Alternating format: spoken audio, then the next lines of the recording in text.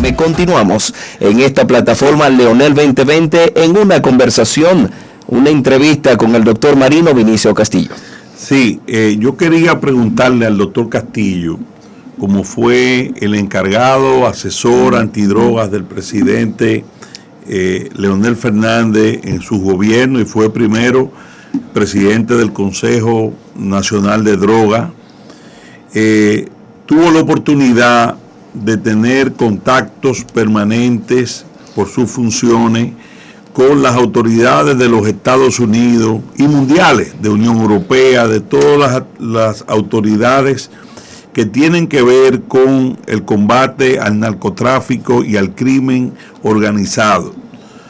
De cuál fue la calificación que recibieron esos gobiernos del doctor Leonel Fernández de esas autoridades, porque recordamos precisamente reconocimiento fue importantísimo, incluso hasta el final propio del gobierno del doctor Leonel Fernández, y ya que este es un tema nacional de muchísimo interés, que es importante que de cara a un Leonel Fernández candidato virtual ya, porque estamos a 30 días de la victoria, de la gran victoria del 6 de octubre, de cuál fue ese reconocimiento, cuál fue la calificación de esos organismos y de esos gobiernos que son clave y que tienen el conocimiento sensitivo de toda la lucha contra el crimen organizado. Bien, yo puedo dar testimonio desde el año 96, cuando comencé a desempeñar funciones importantes en la presidencia del Consejo Nacional de Drogas. Tuve oportunidad de tratar y conocer a personalidades de enorme importancia en la lucha mundial antidroga, como por ejemplo el doctor Pino Arlaqui, que era un hermano del juez Falconi, un sociólogo criminal italiano que fue secretario general adjunto de Naciones Unidas y el director del Programa Mundial de Naciones Unidas Antidrogas. Y entonces en Estados Unidos tuve relaciones muy excelentes con gente del calibre del general Barry McCaffrey, que era el zar de la droga en Estados Unidos. Y en otras latitudes conocí funcionarios importantísimos. Nosotros, durante ese periodo 96-2000... que fue el primer periodo de gobierno del Partido de la Liberación Dominicana y del presidente Fernández, logramos alcanzar niveles de reconocimiento y apoyo realmente impresionantes. Fueron reconocidos en una forma expresa. Yo en estos días mostraba en la respuesta una targa, una placa que trajera el general McCaffrey, una para mí y otra para el doctor Abel Rodríguez del Orbe, que era entonces Procurador General de la República. Él vino directa y expresamente a Puerto Rico y entonces vino y trajo las placas, las cartas de él, las felicitaciones incesantes. Y el presidente Fernández tiene una comprensión del fenómeno muy, muy penetrante, porque ese es un fenómeno que para poderlo abordar se requiere un tipo de cultura especial y de dedicación al estudio del fenómeno. No es un fenómeno para resolverlo con charla de barbería, ni con lo que produzca un periódico un día sí o una revista, no. Leonel ha dado siempre muestras de mucho conocimiento, de mucho entendimiento de qué es. Por ejemplo, yo lo vi en Cartagena, el presidente Uribe, el presidente Calderón de México, y en una intervención que él tuvo habló sobre la cuestión de la iniciativa Mérida. Sucede que le quisieron dar al Estado Dominicano de la iniciativa Mérida $2 millones como recurso. Cuando Leonel contestó en la reunión se lució. Oh, por cierto, estaba Maduro como canciller de Venezuela. Y dio una explicación que el presidente Calderón se emocionó. Y digo, yo tengo que reconocer que el presidente Fernández tiene toda la razón en rehusar, no recibir una ayuda de $2 millones, porque los daños que el Caribe va a experimentar y ya está experimentando requieren recursos de otra categoría. Por la desviación de las rutas. Porque hicieron el Plan Colombia y la iniciativa Mérida. Claro. Entonces, al apretarse el centro del tráfico, ¿qué hizo la periferia? ¿Qué hizo el narco? Se tiró, se derramó por el mecanismo que llaman de balón hacia el Caribe oriental, claro, donde estamos nosotros. Donde había menos resistencia y menos control. Es decir, la posición de él, tal como Vinicio decía, quedó consagrada en una forma muy emocionante. Ya al final del gobierno del 11, en el 10. Noviembre del 11.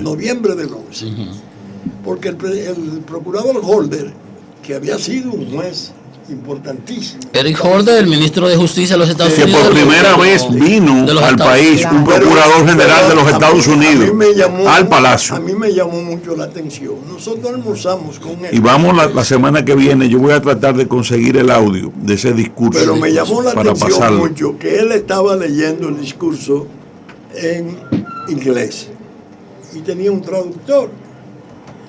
Pero cuando él quiso hacer los elogios más acentuados, más profundos de la posición del gobierno del presidente Fernández, puso el discurso de lado y lo dijo en español.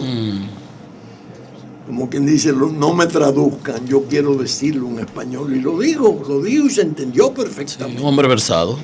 Es decir, las versiones sobre el prestigio y la aprobación de él han sido abrumadoras. Claro, hay que anotar esto. Él salió del poder en el 2000. Sobrevino en el 1 la tragedia del 11 de septiembre, enorme, la voladura de las torres, el ataque al Pentágono. Estados Unidos se fue a sus guerras y descuidó el Caribe. Lo descuidó en una forma espantosa. Esos 4 años primeros del siglo fueron aprovechados en una forma masiva, tremenda por el narco para implantarse. Cuando Leonel vuelve a poder en el 4, yo le advertí, no vamos a encontrar nada de lo que dejamos. Había un deterioro enorme porque los puntos de droga habían proliferado de una forma increíble, se habían producido operaciones como aquella que fue frustrada y la aprobó la Cámara de Diputados, estaba pendiente de la aprobación del Senado, la venta de la construcción de 10,000 viviendas para los militares, concedídale a Franklin Jurado Rodríguez. ¿Extraditado no fue? Uno de los hombres esenciales. Ese fue el cartel de Cali. Del cartel de Cali. Estados Unidos gastó $10 millones para poderlo extraditar desde Francia. Cuando cumplió allá, donde vino fue aquí. Un gran perro. Y le cedieron tierras del CEA. La Cámara de Diputados aprobó y se iba a hacer la vivienda militar con fondos del narco. Una cosa increíble. Y evidentemente del 4, 5, 6, 7, 8, 9, los problemas fueron muy severos. La resistencia estaba anulada propiamente porque no había los medios. La que se daba de Puerto Rico era muy defectuosa. Un helicóptero Tom Howe que venía a veces o no venía. Por cierto que lo llegaron a tirotear, porque los cargamentos venían a las autopistas del este y a los cañaverales. Le puso fin a esa cuestión de los vuelos criminales, la compra de los tucanos. Que se ha querido satanizar. La han querido satanizar por una situación de fraude, evidentemente, pero fraude originado en Embraer, 8 de sus ejecutivos, incluyendo un vicepresidente, están presos, porque los que inventaron el fraude fueron la gente de Embraer. De aquí, los que participaron y están bajo proceso, está investigándose si percibieron o no beneficios, comisiones, etcétera. Pero el servicio inmenso que ese escuadrón... El bombardeo de la droga que se paró. El bombardeo de la droga, los vuelos criminales quedaron suprimidos, pero eso no lo digo yo, eso lo dijo el Comando Sur. Las trazas de los vuelos. El coronel Bosch. Era uno diario, era un bombardeo diario que había aquí. En un artículo de fondo de la revista orgánica del Comando Sur, reconociendo a esos muchachos del escuadrón, de los tucanos, pero prevenía, claro está, que quedaba la cuestión del comercio marítimo, las lanchas rápidas, peligrosísimos. Sin embargo, que se dejaron comprados los radares de Israel. No, se dejó todo pactado, pero esta es la hora que todavía no están los radares. No se han adquirido los radares, entonces se depende de radares de aeropuertos civiles que no son servibles. El de que se había comprado, que no se llegó a adquirir y que ahora acaban de rechazarlo, no se explica uno por qué. Son muy sofisticados y ayudan al vuelo del caza persecutor de localizar en la noche al avión del vuelo criminal. Entonces no se quieren porque son muy eficientes. Yo no sé la son razón. Muy avanzados, son mar, tierra y aire de Israel. Mi información fue que ahora se tomó la iniciativa, al parecer, de los mandos y se dejó sin efecto, como si no fuera necesario. Es algo que no se Entonces, la idea es que han surgido unos incrementos delicadísimos. Ahora hay uno en curso que es espantoso, el de los barquitos. El barquito que lo privaron de toda comunicación en alta mar. Usted dice el que detuvieron en Puerto Plata. El de Maconi. Que hubo que traerlo a Sanssouci para... Ese fue el primero que fue a Puerto Plata, no encontraron nada, después lo trajeron custodiado por un cazatorpedero americano a Sanssouci. 2 días después apareció la caleta con 1 tonelada de cocaína. El otro le quitaron toda la comunicación en alta mar. A Maconi Guevara lo encausaron, según se me dijo, por llamadas de teléfonos celulares. Pero él dijo desde el principio, la droga no es mía. Sí, esa fue su alegato. Que interroguen al capitán colombiano y al segundo de a bordo venezolano, que ellos le van a decir de quién es la droga. Y vino la DEA a interrogarlo. La DEA y a la fiscalía. Y vinieron 4 oficiales de DEA, y 2 fiscales y 2 de DEA, para interrogarle. Pasó 4 horas bajo interrogatorio. ¿Qué sale hoy en la prensa? Que el abusador fue denunciado por un socio. Pero se dice entonces que el abusador sacaba la droga por lanchas y en barco. Todo eso está comprometido con un informe tremendo que hay en el crimen, en Inside Crime, que es una organización noruega con vínculo con los británicos y la inteligencia norteamericana, que cuando hace un diagnóstico, la droga en el Caribe, Venezuela, República Dominicana. Yo lo he leído muchas veces en mi programa. Sí. Horrible, está saliendo ahora. Ahora, ¿cuál es el espanto que hay de por medio? Que el llamado abusador usaba una lancha, dice el Caribe, el listín, un barco de 20 millones de dólares para llevar droga a Puerto Rico y Miami. Correcto. Pero ocurre que en la acusación norteamericana, sí. Figura, la solicitud de extradición. Figura, por Dios, ese barco lo habían incautado en el 15. Por los sobrinos de Maduro. Los sobrinos de la mujer de Maduro. En casa de campo, en la marina. Es el mismo barco. Entonces dice que en el 15. ¿Cómo? Es el mismo barco. El mismo barco, el Kingdom. El Kingdom. De 5-3 pies. El mismo barco que la acusación plantea contra César el abusador es el mismo que se incautó A raíz del tema de los sobrinos de Cilia, la esposa de Maduro. ¿Y lo licitaron? No se sabe. Doctor, realmente sería bueno ver cuál es realmente la situación de la República Dominicana y el mundo realmente con el asunto de las drogas. Parecería que la partida se ha perdido. Hay una situación que se señala de que hay un nuevo modelo de pagar esas transacciones. Pero hay un énfasis norteamericano distinto, lo dijo la embajadora ayer. ¿Frente a qué que estamos? Que en la República Dominicana. La administración del presidente Trump tiene como su prioridad en la República Dominicana el combate y en la región el combate. Tenemos un Florian, tenemos un Agosto, tenemos un Marconi, ahora tenemos un César el abusador y mañana tenemos a Juancito el pica pica. Así está medio mundo, no te espantes.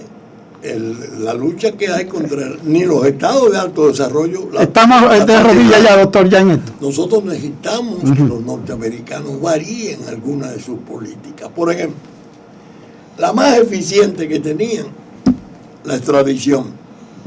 A lo único que temía el narco era la Colombia. A la extradición. Recuerden 4.000 muertos de Escobar. Sí, yo prefiero una tumba en Colombia y no una cárcel. Y la Suprema Corte aquella vez aquí en Colombia. Es que en un pasatiempo. Claro. Ahora la firman muerto de risa.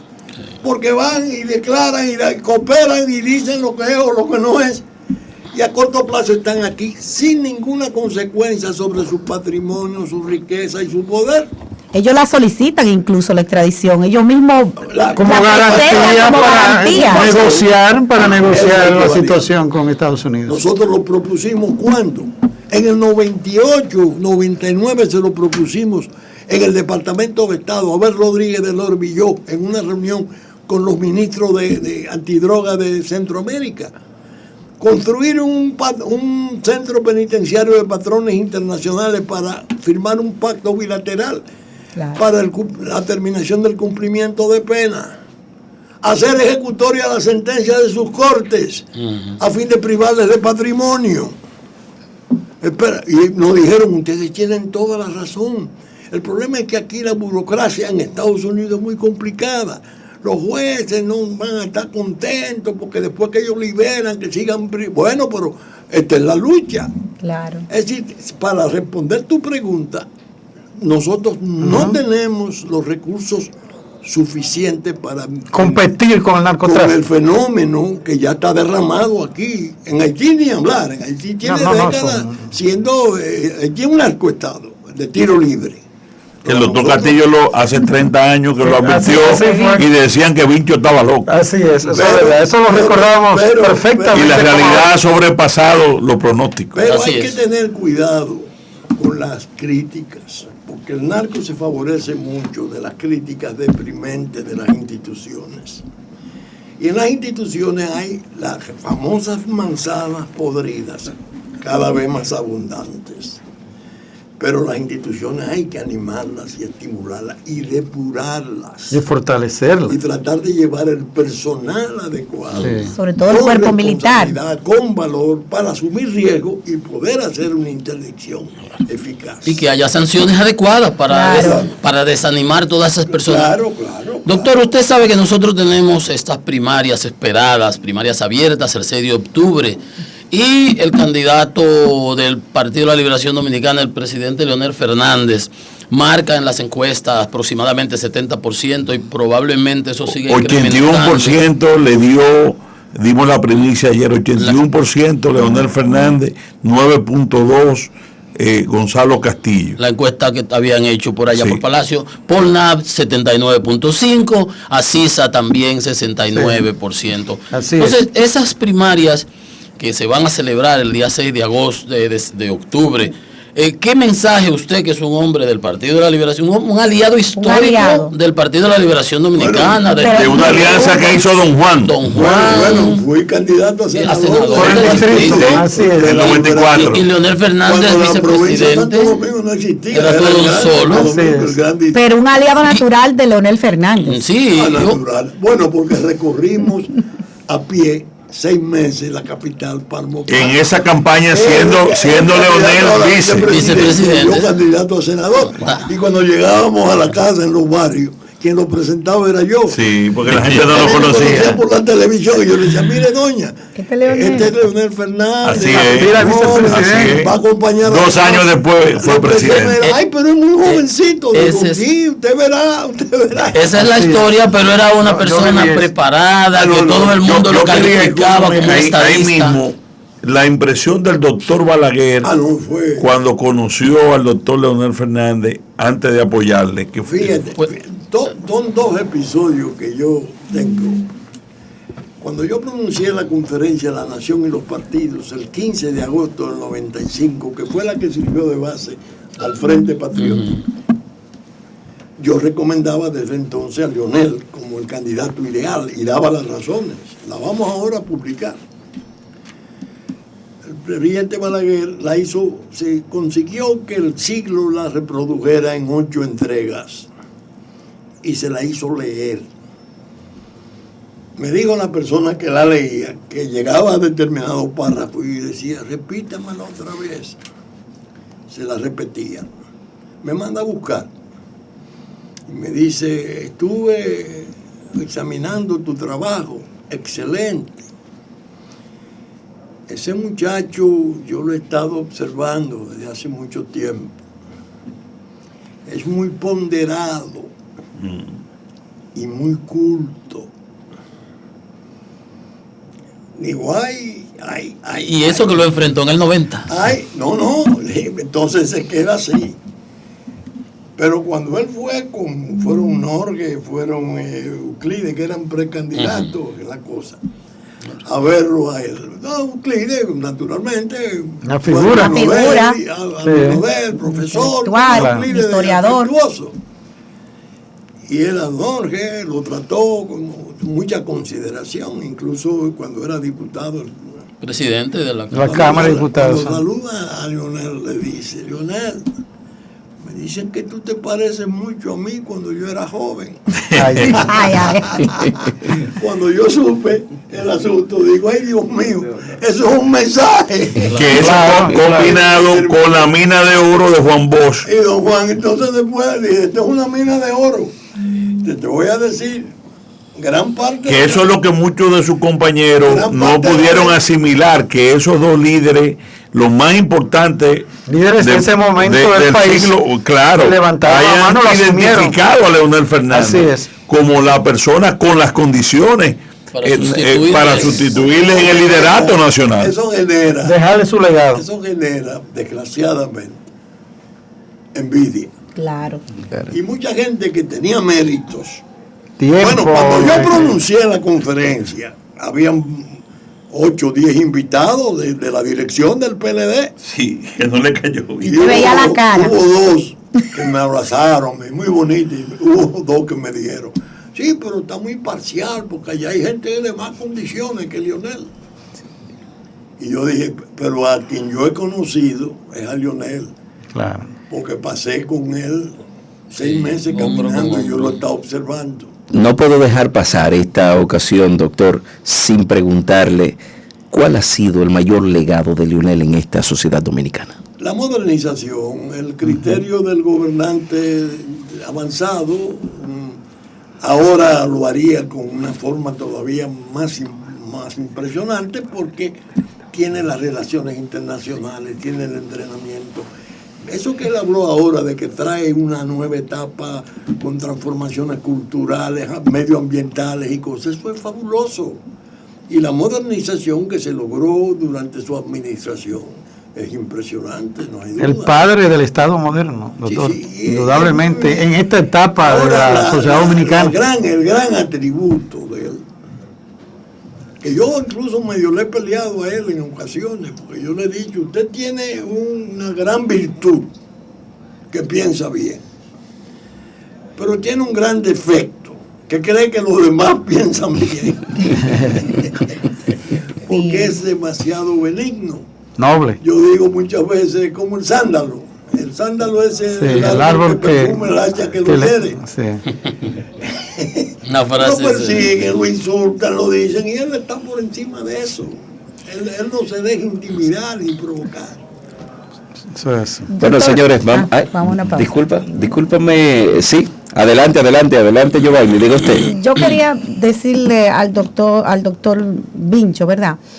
Doctor, todo el mundo sabe el tipo de fricción que ha visto en el Partido de la Liberación Dominicana, un hombre que defendió la Constitución, que no es un asunto personal, es un asunto de firme convicción, de cultura democrática, de la institucionalidad. Y yo advertía hace 2 años que si se intentaba modificar la Constitución, estaríamos ante un estado de ingobernabilidad democrática, como en efecto sucedió. Por un periodo de tiempo estuvimos que cuando se toque analizar la calidad de la democracia, ese periodo va a reflejar una baja hacia la calidad de la democracia.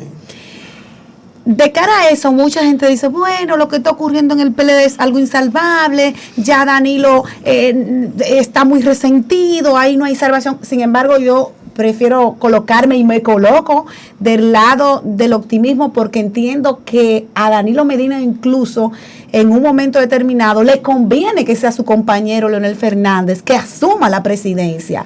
Por varias razones, doctor, que usted la puede conocer incluso mejor que yo. ¿Usted qué opina de eso? Lo envenenaron, el injerto lo envenenó. Yo escribí cartas de un solo texto a ellos en la propia transición del 12. La he leído en mi programa advirtiéndole del peligro de la división. No se dejen dividir, mantengan la unidad, mantengan la cohesión. Pero hay espacio para el reencuentro. Se han hecho tantas maldades que la gente que la propició y que Danilo la consintió, hay que decirlo, porque eso se paraba con una negativa de Danilo. No la tuvo. Y fue su error. Sobre todo porque lo evidenciaba como inconsecuente, pensando en el 12. Ahora ya vemos la persecución por donde va.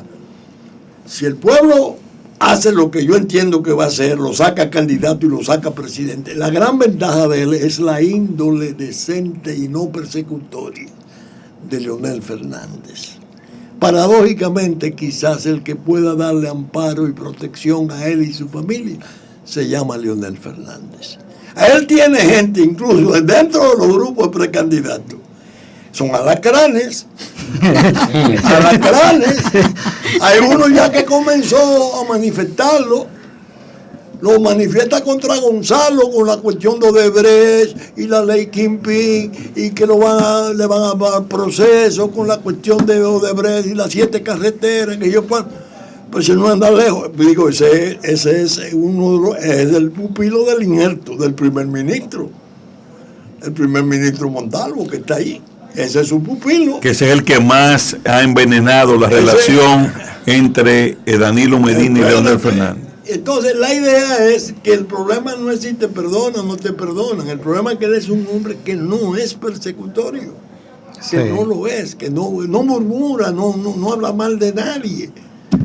Peor, no piensa mal de nadie, y ha sido uno de sus errores, sí. Porque hay gente que hay que pensar mal de ella y cuidarse y por lo menos defenderse. Bueno, pero podrán haber sido errores, pero está leccionado y usted podrá contar. El presidente dio pinceladas importantes en San Francisco de Macorís cuando dijo que su gobierno estaba comprometido con la ética y la integridad. Todo funcionario que se desvíe de esa ruta o que no encaje con esos patrones, olvide y tumba, que no se unte, que no va. Esa es la regla, eso es deontológico, lo que tiene que ser una administración de...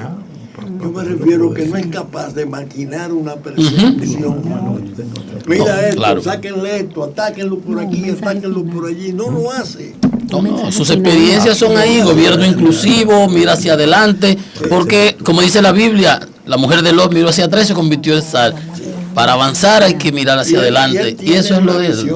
Eso es correcto. Moderna, ¿no? Así es, vanguardia. Doctor Vinicio Castillo, sabemos que usted ha sido muy benevolente con este equipo al venir a la plataforma Leonel 2020. Nosotros estamos enormemente agradecidos. Sin embargo, no queremos que usted se vaya de aquí sin darle un mensaje a todos los dominicanos y dominicanas que el día 6 de octubre tienen una cita histórica en esas elecciones, en esas primarias abiertas que por primera vez va a experimentar tanto el Partido de la Liberación Dominicana como el Partido Revolucionario Moderno.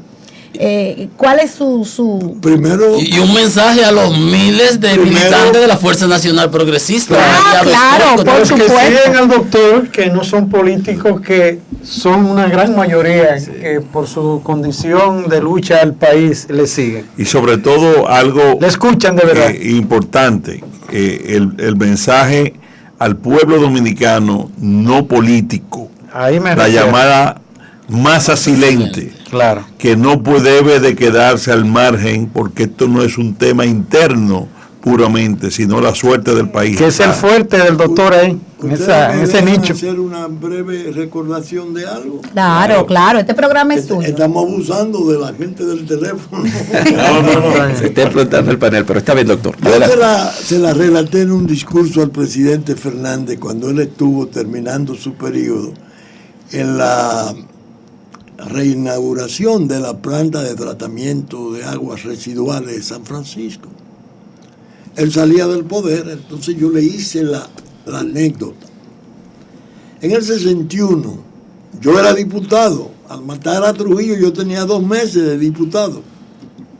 Yo fui de marzo a mayo, mataron a Trujillo, me quedé con Balaguer. Él va a San Francisco a inaugurar el Banco de Reservas, que se conserva precioso, dicho sea de paso. Pronuncia un discurso fantástico para eliminar los impuestos del café y el cacao, pero ante un público cívico que lo odiaba a muerte. El caso que dice, yo quiero ir al hospital, y va al hospital. Va a ver los enfermos, va a la cocina, va a todas partes, conversa con los médicos. El San Vicente Paúl, que era un hospital respetable. Cuando sale, le dice al gobernador: Brega, yo traigo unos recursos aquí, porque noto que no hay calzada, ni hay contenes, esta hierba, este es un hospital importante, búscate un ingeniero de aquí que te haga la calzada. Al gobernador. Yo ando con unos amigos abogados canales y le dice, pues este hombre está loco, porque este hombre se va en estos días. ¿Y qué es lo que este hombre está creyendo? Pues él se va ahí porque tenía todo repudio público. Correcto.